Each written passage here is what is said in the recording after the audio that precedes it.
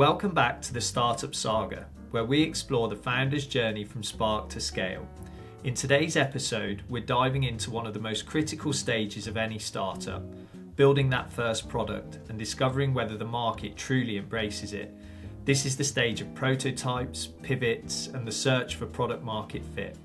To help us unpack this, we're joined by someone who knows this journey inside out, Dr. Swaminathan Subbiah, though he's better known simply as Subbiah. Subbiah brings more than 30 years of experience in scaling technology companies, driving product innovation, and guiding teams through messy, iterative processes of finding what customers really want. His track record speaks for itself. He's twice successfully led companies through major exits. Zemax, which sold for $400 million, and Fluent, which sold for $565 million.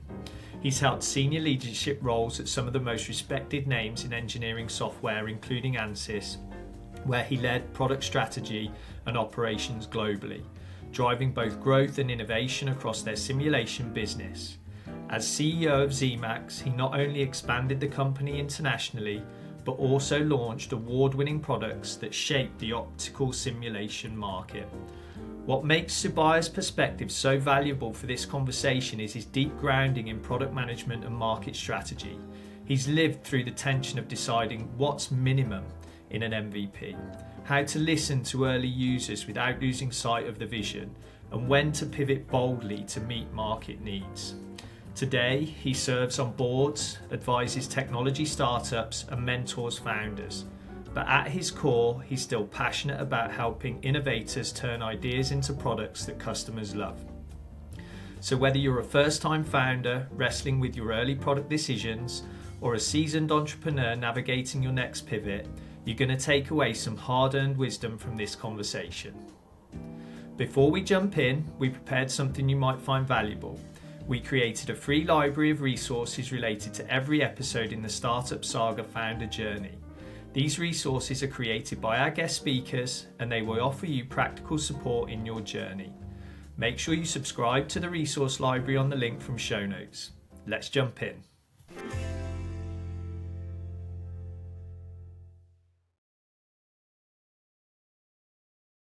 Broad question. How do you personally define product market fit?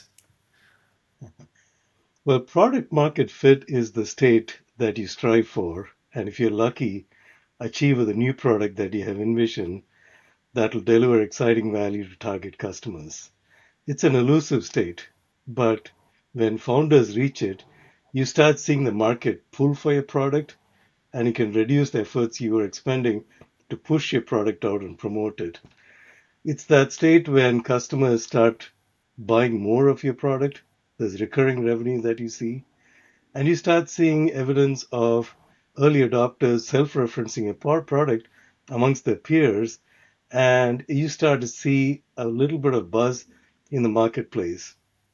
But to me, the real moment occurs when you start seeing customers replacing tools that they've been using up till now and adopting your tool as their work practice. It's when they change their organizational work practices to actually build around your tool because they believe that it delivers sufficient value to make that change. To me, that's achieving product market fit. I love the word you use there. I think elusive.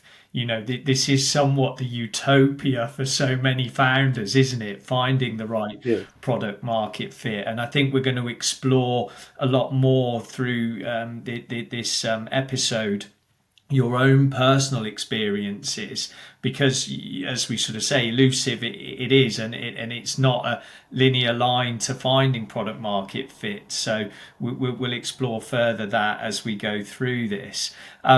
Another question that I've got that I'd like to ask, because you've defined, I think, there very, very clearly what product market fit is, but I think there are also a lot of myths out there, and it's maybe not as well defined for all people. So what would you identify as maybe the biggest myth you've heard about product market fit? Well, This isn't a myth so much as a misinterpretation of a concept. And I often hear people talking about minimum viable product, an MVP. And they get so worked up trying to get the minimum viable product done and push out the door. And I think it comes from a good place because people used to keep waiting to perfect the product and never really launch. And the idea of a minimum viable product just defines a crisp launch point that people must launch when they've reached. And I think that is a good intention. But what I have found in practice is that so many people get so involved in the word viable and they focus on a product that's merely functional and loses all the points of distinction that would have delighted an end customer if they had focused on building all of that in. And I've seen products launch which are really, ho hum products. They've actually set aside the delightful ingredients that would have delighted the customer to later. And it just boggles my mind, why would they do that? And they say, well, we just needed to get a viable product out. And to me, that is perhaps not a myth to your question, but a misinterpretation of the idea that really derails founders. And my encouragement is to make sure that you don't lose sight of what is going to deliver kind of okay functionality to a market and what is going to truly delight and excite a user base. Mm. And make sure you balance that as you look at the pragmatic forces of launching a product with the little resources and cash you have. Yeah.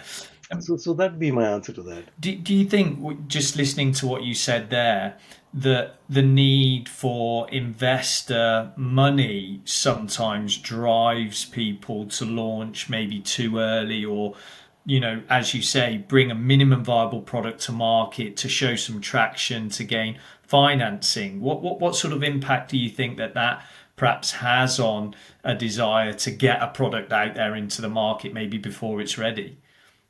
Certainly, investor money and cash flow is one half of the equation.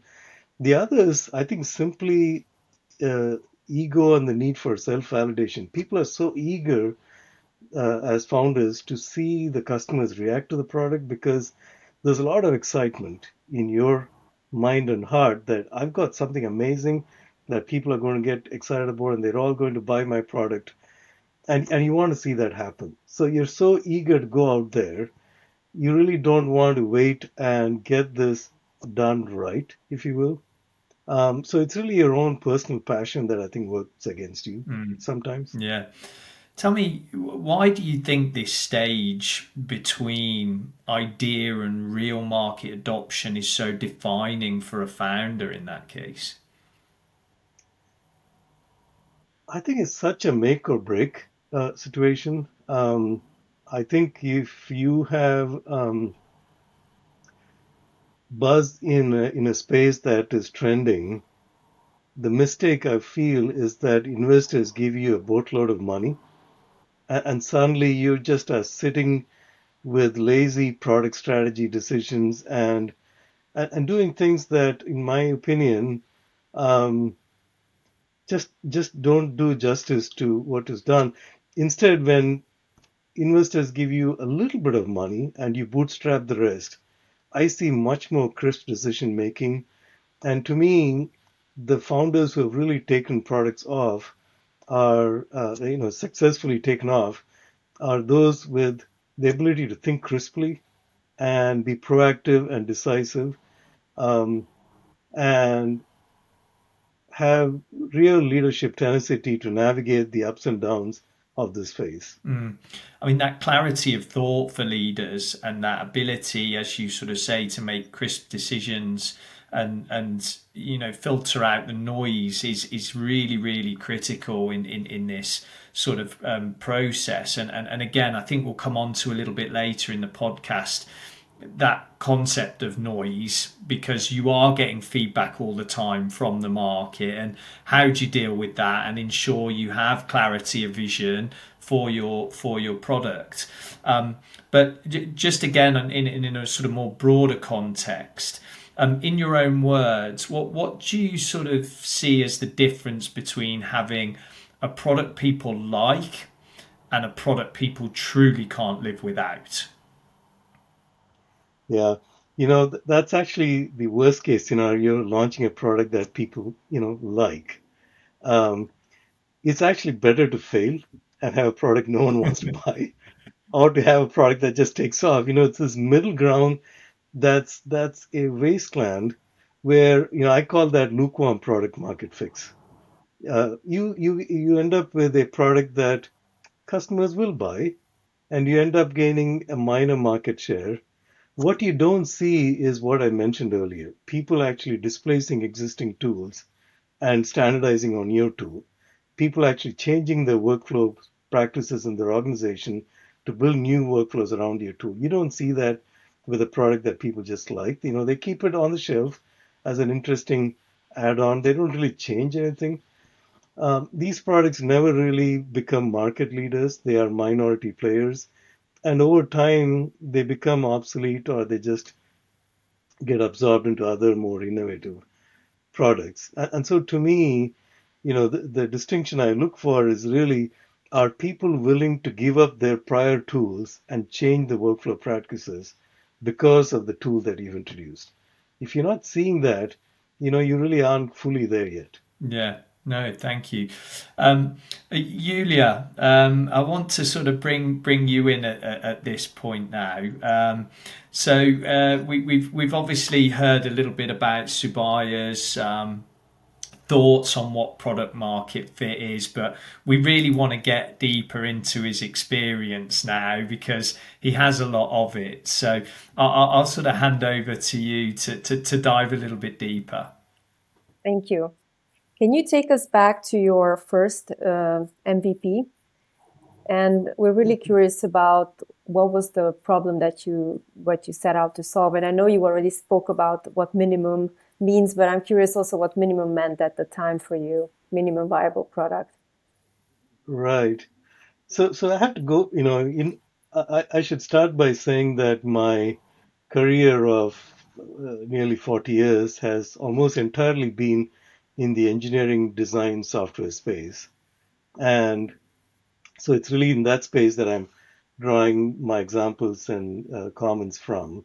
But early in my career, we were at the vanguard of a new technology that was spreading, where one could simulate the physics of new product performance on a computer, so that engineering companies around the world that would previously design prototypes and test them could now replace those with digital tests on a computer and actually see, will my design perform the way I want it to. This was a powerful technology value proposition that could save a lot of money and time for engineering companies around the world, and it could help a variety of industries: automotive, aerospace, electronics, chemical processors, etc. And so this technology had a lot of buzz, and the forecast correctly was that this is going to be a multi-billion-dollar industry, and that turned out to be true over the decades. But at that early stage, there were several founders coming to market with new products, and there were three factors that determined which product started to take off. And the three factors were how reliably the product predicts performance of prototypes. How accurately does this technology actually do? Can I actually replace physical testing with digital testing? Second, how difficult or complex is the software to learn to use and get meaningful results? And third, how long does the software take to get an answer? These were heavy compute problems. And so those were the three factors. And early on, I was introduced to a new technology coming out of MIT that offered an order of magnitude more accuracy than the other technologies in the marketplace. And I seized that and I said, okay, here is something that is going to be 10 times more accurate than anybody else out there. All I need to do is to build a software product that is easy to use, that works reasonably quickly, and launch. So, speaking with my arms, that pretty much was the minimum viable product we came up with. And our value proposition was if it's more accurate than anybody else out there, we should quickly become the dominant tool of choice by all the engineering companies around the world. So, three MIT graduates, myself with a professor and some seed funding, cobbled together a product and went to market. I mean, so that was our approach, which at that time made a lot of sense to us. Right. So there were these three factors, and also what validated, if I understand correctly, what validated your concept before you launched was that you can be more accurate than the competition. Is that correct? That was the concept. That was the Yeah. concept. Now, to the point of validation that you bring up, we did do a few pre-launch tests where we tested the software's ability to solve um, some canonical test problems. These were largely academic that were drawn from university archives to make sure that our software works. We did not test the software on industrial scale problems, partly because we didn't have access to a network of industry customers yet, and partly because we thought, well, if it works successfully on the canonical simple test problems, it should work on the industrial problems too, right? I mean, that was our naive extrapolation. Mm. But that's all the testing we did before we launched. And did you ever feel any pressure to launch fast? And if yes, did that influence your approach in any way? Yeah, interestingly, yes, there was pressure to launch fast, but it was self-imposed. We were more excited about testing our idea because we're also excited about this and getting to market and just dazzling everybody with our new product and its technology that we drove ourselves to launch as quickly as we could, probably more so than outside forces were telling us to do. And so once you hit the market, then what was the first wave of feedback from your customers? Well, that was interesting. The first reaction was neutral. And what I mean by that is that pretty much every large engineering company had somebody buy the product from us. And we thought, wow, this is great. Ford has bought a software product from us, and so on. So many blue chip names bought the software. What we then found was that the people who bought our software were R&D engineers in these companies whose job it is to keep an eye on new technology emerging and to test it out to see is it worth adopting inside the larger company. So it was these early scouts that were our first set of customers. And what they reported to us in 6 to 9 months of using our product was that our product was very fragile. On a lot of use cases that they tried, the product would fail, it would go into endless loops, sometimes it would crash the software. And on a few cases, it did succeed in providing highly accurate answers, but those were few and far in between. And they were asking us, well, is this what you expected? And no, we thought it should work everywhere. But the reality was that it just wasn't applicable to a broad range of industrial applications. And this was sobering. We now started seeing people saying, well, thank you, I don't want this product anymore. So our ability to renew the customer interest dropped to 50% and then 40%. We just weren't getting any traction at all. And that was a huge moment for us.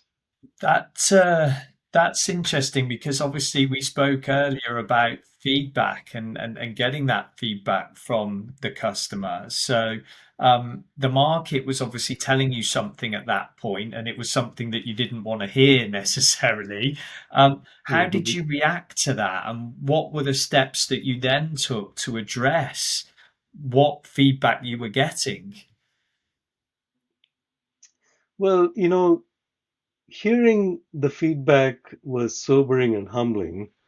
And I think it really helped for us that we didn't have a boatload of money. We had an initial amount of seed funding. It was the four of us that had to make this product succeed. And we sat down and discussed our options. The technologists among our group all said, we need to quickly start a research program to figure out why is the technology so fragile, and figure out a way to make it more stable and scalable. And I asked, how long will that take? And they said, we don't know. That was an open-ended project that could just take all our money to zero and sink us. There's a small chance they would have succeeded, but that was completely unclear. The other option was to look at the few places where we did succeed in solving the problem accurately and to see, can we build a scalable business from that? And that's the option we chose. We studied the places where we had succeeded, and we determined that there was a niche area where we repeatedly did well. And that area was industrial coating devices. And we asked ourselves, can we just focus on this, make this our beachhead, and really own this customer space? Now, that was a sobering moment because while we had thought we'd be selling to everybody around the world, we now had to dial back our expectation to serving a niche customer. But we said, let's do this really well. And so the three factors: make the software easy to use, produce results in a meaningful amount of time, and produce reliable answers. We tweaked our product and launched a new version that would just focus on this niche market. And then customers really started buying into the product. We started seeing things that I mentioned before. Customers starting to buy products, recurring revenue started picking up. We started seeing peer recommendations occurring inside the industry.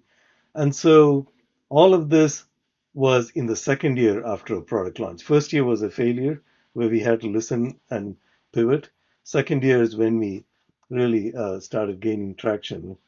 And so from 0 to 2 years, we went from a launch to a failure to survival and then actually having a profitable growing business. Now, this was not a major part of the industry. It was a niche player, but it had done something interesting and it had done it quickly. And the outcome of this was that I was actually picked up.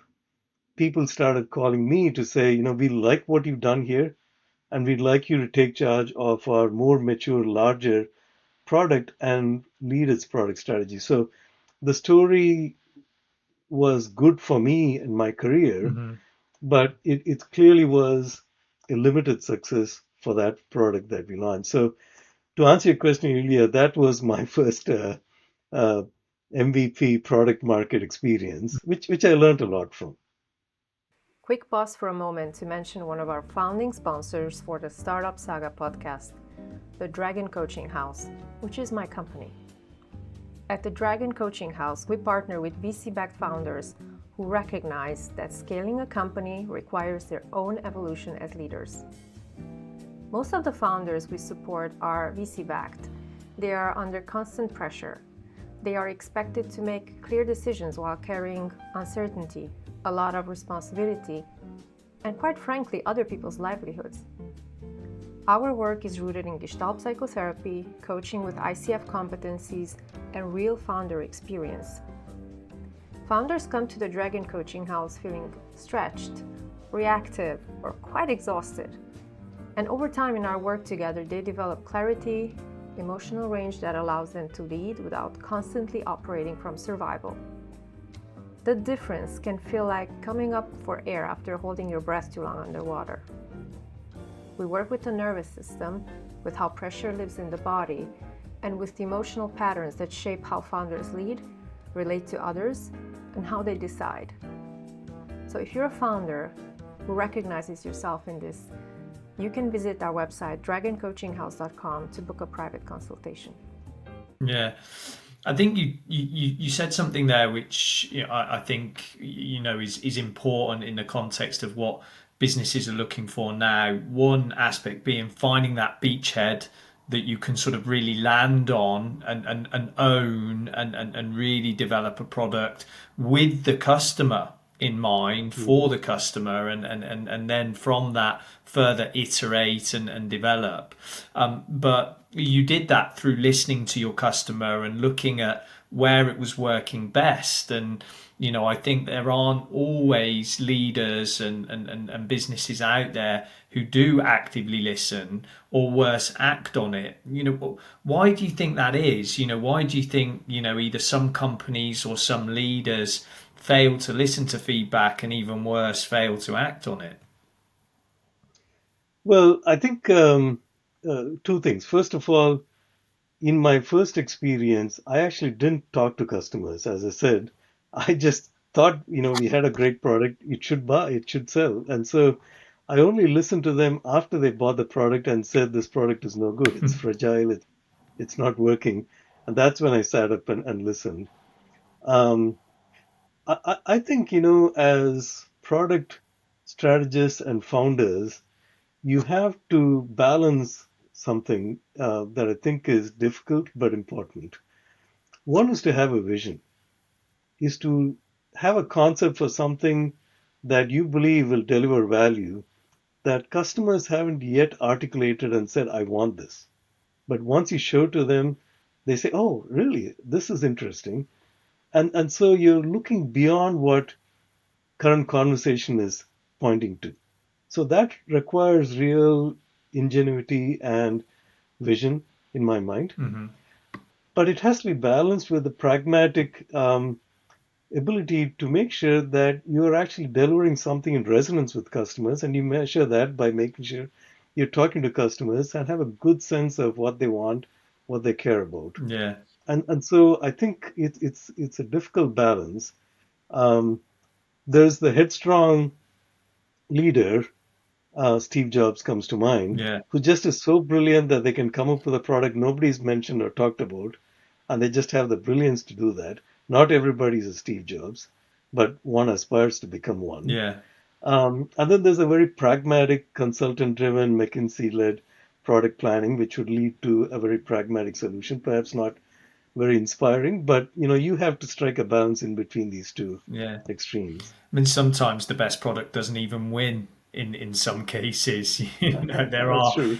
plenty of examples of products that were technically better than, relative competitors, but, just didn't sort of succeed within the market. Mhm. Just on that concept of feedback and listening to it, have you ever ignored feedback that you've received, and then later it turned out maybe you should have listened to it, or later it turned out you were right not to listen to it?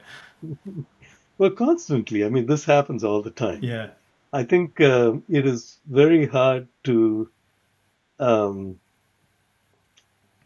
it's very hard to listen and act on every feedback because sometimes feedback is too personal and it's not scalable to act upon, and you have to parse that out. Mm.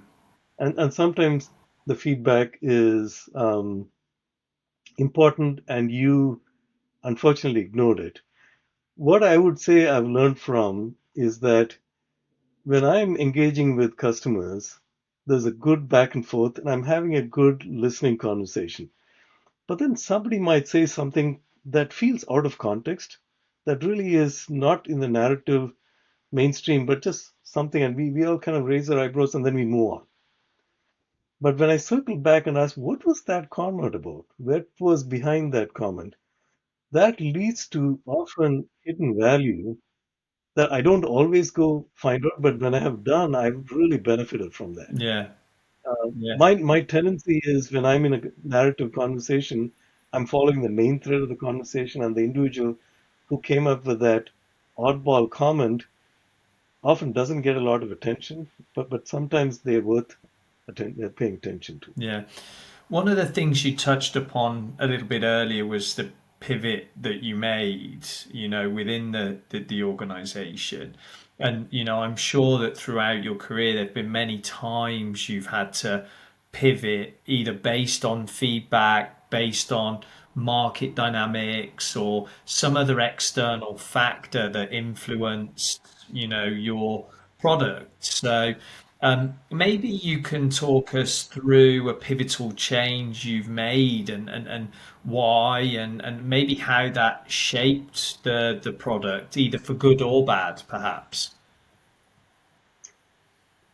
Um, well, the example that comes to mind is a pivotal change that was made not by me, but by my boss.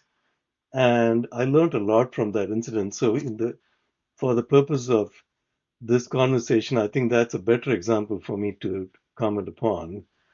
Um, this was at a point when we were the market leader. Our product was considered the most innovative, best product in the marketplace, and we were sitting pretty. One of our competitors at that time came up with an incrementally better technology that offered a better user experience for our customers and better time to solution. It was just incrementally better, but customers loved that.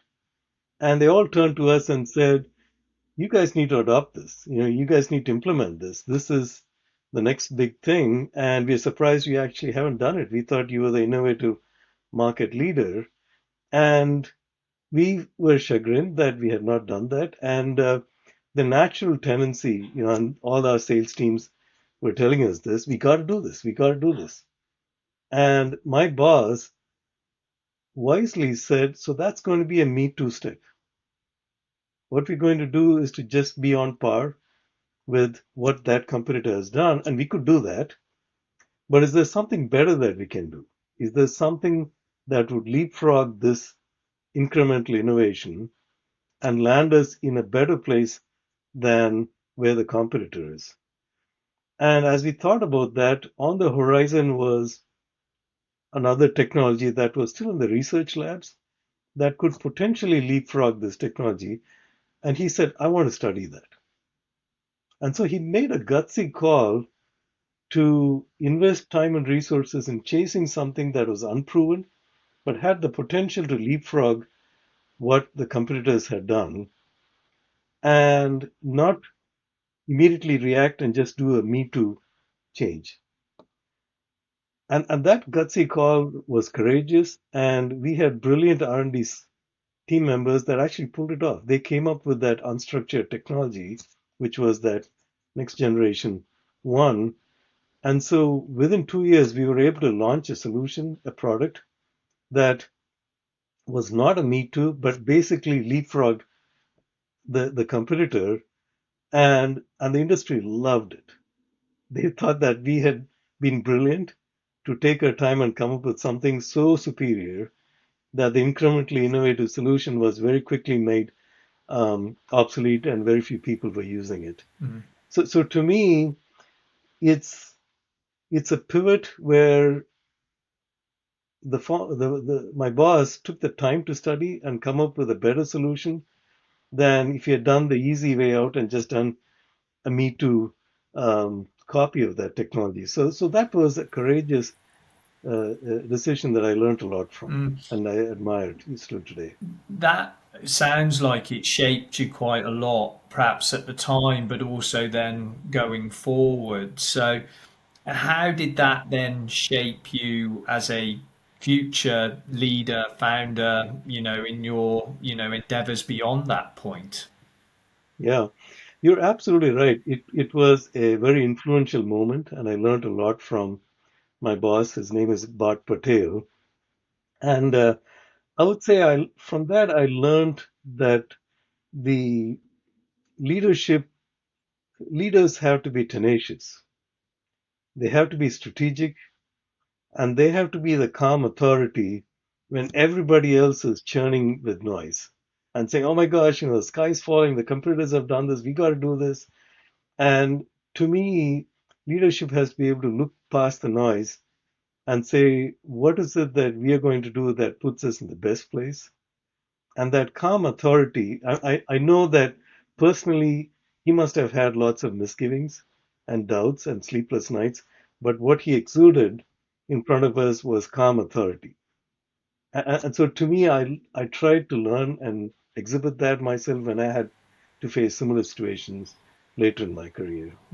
Thank you. That is so interesting that you're saying that about the calm authority. It's also something I talk about a lot, how important it is to build the capacity internally as a person to be able to hold those difficult emotions and those thoughts, and at the same time stay calm and reassure your environment, and have then also the capacity to think clearly and look at, ways that you can be even bigger and better, like you said, not just match someone who already did something better. So I really believe that's so important. And one of the things that I wanted to ask you, I feel like you also answered it in some way. It was, how do you decide how to keep refining and when to make a bold move? And one thing I heard was when you were niching down into what works in the different use cases and just really focus on that. And the other bold move you just mentioned, I feel when you went into this research and then came up with something that was just so much bigger than what the market would have expected. Is there any other big bold move or anything that you would add here? Because I don't want to jump over the question. I feel it's so important. Well, I think watching cash flow is so important, and it's a brisk dose of cold water. The less cash you have, the more decisive you have to be. And the more cash you have, the more you can refine and keep tweaking things. So to me, um, limited funds and bootstrapping your way to growth is often a more discriminative way of developing products quickly. Um, in my experience, I know in some industries you need a lot of funds just to get the first product going, but in my experience and in my industry, a lot of funds really doesn't really help make better decisions. It just makes lazy strategic choices. Do you think there are when we talk about the difference between making bold moves versus making, perhaps incremental moves, which we just touched upon, you said funding is a factor in that, and it's easier to make those kind of step by step smaller changes when you have perhaps more funding, whereas you maybe when you have less funding have to be a bit more bold. But are there other factors that maybe influence that? I mean, you touched upon there a competitor, for example, made a move that positioned them in a better place within the market. What other factors do you think will affect your strategy around refinement versus bold change? Yeah. Well, in the early stages, when you're going from zero to something and entering the marketplace, as you said, Nick, I favor making bold moves to deliver some significant value proposition. But once you gain market traction and product market fit, there is now a business that you're scaling up. And at that time, customers expect you to do certain things in a certain swim lane. And you don't want to keep yanking them around too much. They expect a certain value to be delivered. And at that point, if you keep incrementally making changes, then you are continuing to scale up and build a building. But if you see an innovative solution that you can now offer, you then have to decide, are you going to tell your customers, we're not going to pivot over to this completely new area that's different from what you're expecting from us with this product? Or are we going to keep this product as it is and launch a new product that does this new innovative thing that perhaps might be a better way of not confusing the customer, but keeping channels of revenue going? So I think depending upon the situation, you have to decide how you want to do that. And I've seen both models succeed depending upon the situation. Sometimes it makes more sense to leave the existing product as is and launch a second product with a new value proposition. And sometimes it makes sense to gut what you're doing and completely replace it.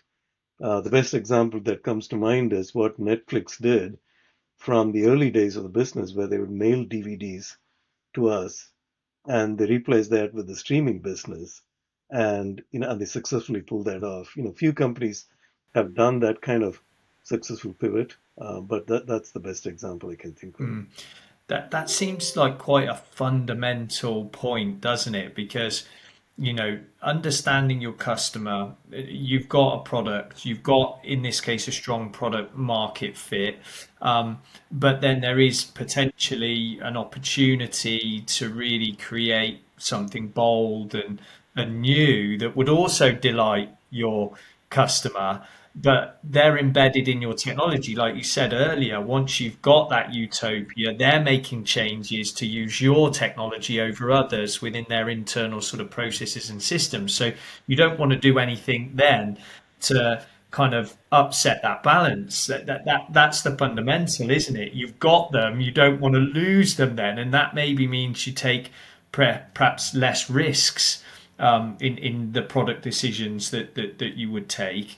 So for any founder out there, or chief product officer that's listening to this, how could you guide them on when to kind of make more incremental change versus making more bold moves, would you say? Is there any sort of advice you can give them, perhaps?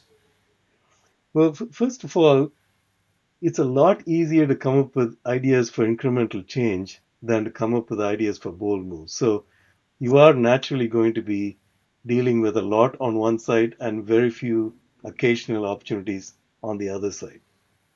And so if you do see an opportunity to make a bold move, that's a gift. And then you have to decide how you want to act upon that. It doesn't come often. I think what comes often is the incremental step changes. And so I think if you do get that gift and you see the opportunity to do something innovative and bold, I think you then have to decide, are you going to disrupt your existing business or launch a new product business? And I think the same thought process would apply here. I think perhaps a different part of your question that we should touch upon is to ask, how do you build an organization that actually creates these bold opportunities, these gifts, as I call them, more often than not? And I think that's an important leadership skill. Once your business starts scaling and you become successful, it's normal for people to become complacent and to coast. And the few leaders who continue to keep an organization on its toes and to continue to ask for innovative ideas, they're the ones who really build businesses that last decades. And I think that's an important skill to make sure we foster in the organization. Quick pause for a moment to mention one of our founding sponsors for the Startup Saga podcast, Alexander Daniels Global. At Alexander Daniels Global, we work closely with founders, scale-up leaders and investors to help build leadership teams at the moments that matter the most. One of our key focus areas is C-suite and leadership search within technology, deep tech and innovation-driven businesses, often at points of rapid growth, transition or uncertainty. Over the years, I've had the privilege of partnering with founders as they make some of the hardest decisions in their journey: who to trust early, when to strengthen leadership, and how to bring in the right people to turn vision into execution. We work alongside investors, helping ensure the teams behind their portfolio companies are set up to scale sustainably. At its core, Alexander Daniels Global is about helping companies build teams that don't just look good on paper, but actually work. Teams that can navigate complexity, pressure, and growth without losing their direction. To find out more, you can visit our website at alexanderdanielsglobal.com. How do you embed that type of culture, then for continual innovation? What experience have you got of that? Either great leaders you've worked with or, yourself, perhaps? I think it actually ties directly to compensation and recognition. If people in an organization see that the people who are being given bonuses and promotions are the ones who save the company money, who do the job that they've been asked to do really well, then everybody knows that's the values of the company prides, and they'll all kind of do that. if on the other hand you balance that with rewarding and recognizing people who come with innovative ideas, sometimes very disruptive ideas that are tangential to everything we're doing, then people say, okay, there's a space for that as well. And so you have to balance those things in terms of how you reward and recognize people.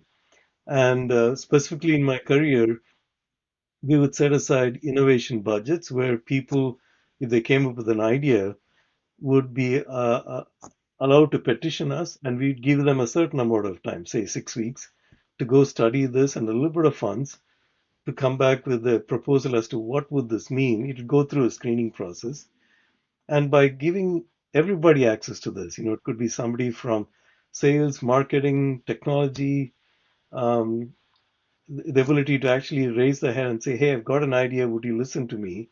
And demonstrating that you are listening fosters that innovation. So true. So true. I think if you do this, the bigger challenge then is, let's say you have 10 people chasing ideas and they come back with what they've studied, and you decide only one or two of them are worth pursuing. How do you manage to tell the others that we're not going to fund what you came up with? We have to let them down gently, and make sure they understand. And that requires skill as well in leadership. One of the things that we sort of maybe haven't talked about so much is we've talked about feedback, we've talked about listening to the customer, but what about data? Are there any metrics or signals from an organizational data standpoint that you've always found important in product market fit and decision making? Yeah. So to me, there are two metrics I pay attention to, the gross retention rate and the net retention rate.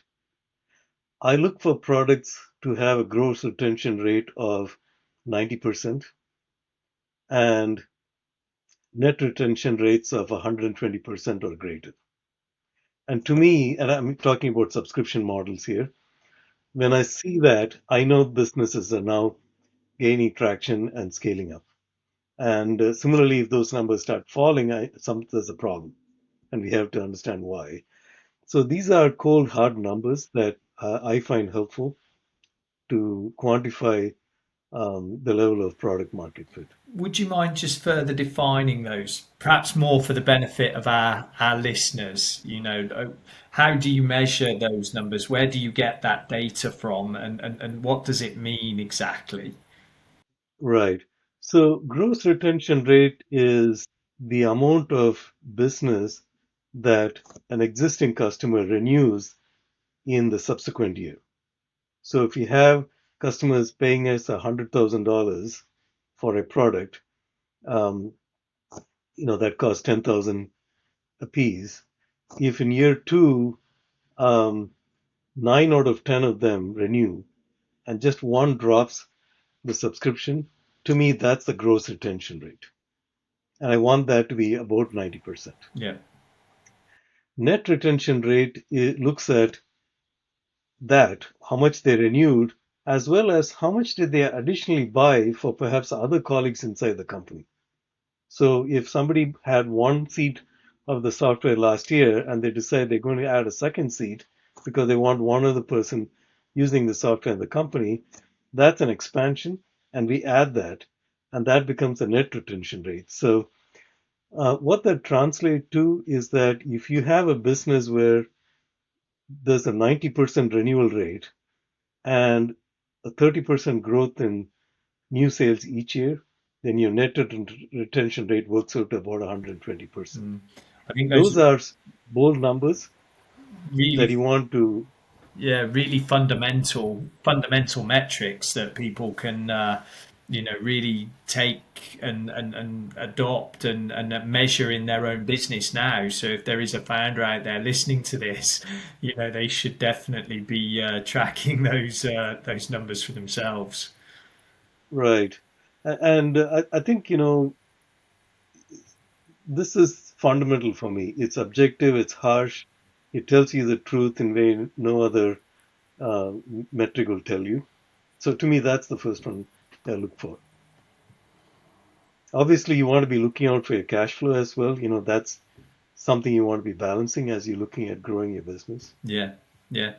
Um, One thing we haven't touched upon greatly, I mean, although we did allude to it a little bit earlier, gut instinct. You sort of said, founders like Steve Jobs are so inspirational and so based in the future and have such a clear understanding of what product is gonna be big. That probably a lot of what they do is based on their gut instinct, versus data. In this case, what we've just discussed. How do you balance those two, the gut instinct versus data during product decision making? By not leaning on just one of them, you're constantly watching both sides. And I don't think there's an easy answer to this. I think you have to be conscious of what your gut tells you and trust that, but you also have to watch the data. You can't ignore it. And so, to me, there's no easy solution other than it's a very situational thing for me.